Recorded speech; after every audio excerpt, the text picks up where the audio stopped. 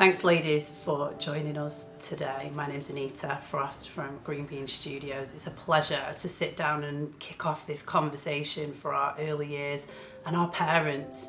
You know, we're leading forward change individually to make impact in our communities and our schools and for every single child. Personally, for Green Bean Studios, we just kicked off our Precious Moments campaign. We know the importance of being able to play, learn and spend time building a precious moment with our children.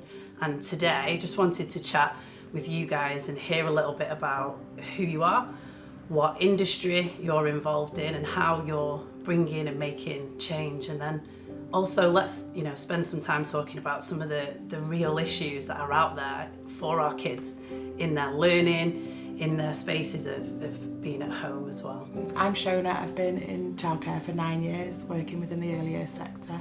I've recently gone over to a special needs provision, supporting children with significant needs. I find that children accessing early years, rather than going into schools from year one, is quite vital for them from a young age. Amazing.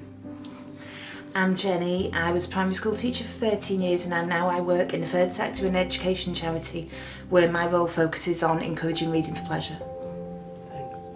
I'm Emma. I've also been a primary school teacher for close to 20 years and now I run the Essential Education Group, which is a consultancy and training company surrounding SEND, special educational needs.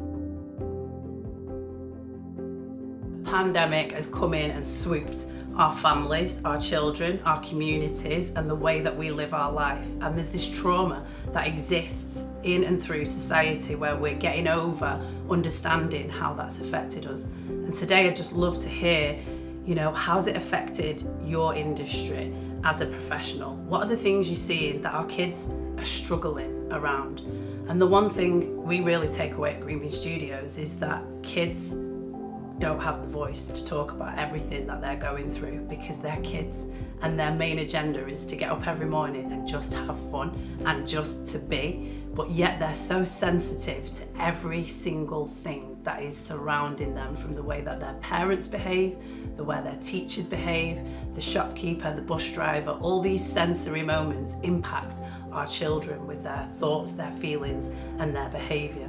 And when we think of the pandemic, it caused such an intensity of stress and anxiety, and now we are all navigating forward like, let's just get on. Yet our kids are still like, what actually happened?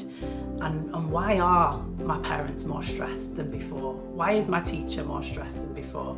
But I'd love to hear your thoughts. Bev, would you kick it off? And we're all just kind of getting our heads above water now and going, okay, this is the new world, whatever we want to call it. Yeah. And I think in the melee of that, everything was just like, as you just said, here we go, pause, and there we go, start again. And everyone's still trying to catch their breath. Yeah. And I feel for children, and especially children with additional needs, there's been a lot missed as a result of that. And I think as a system, as education, I think we actually have to take that pause button and press it just again for a little bit and have a look again at what's actually really needed. I feel we're going to see a rise in need, because some of the needs that we encounter, like autism and ADHD, can be triggered by more stress. Yeah. The outward experience of it, appearance of it can be triggered by stress. And I think we're going to be able to see a lot more of the surface behaviours as a result. So I think right now, as educationalists, we need to be thinking about how the system can pause that picture for a little bit and really capture what's needed. If I had my way, it'd be identification and intervention. That's as early as possible, because I think it's really important for us to get the clear picture of what's happening for our young people right now.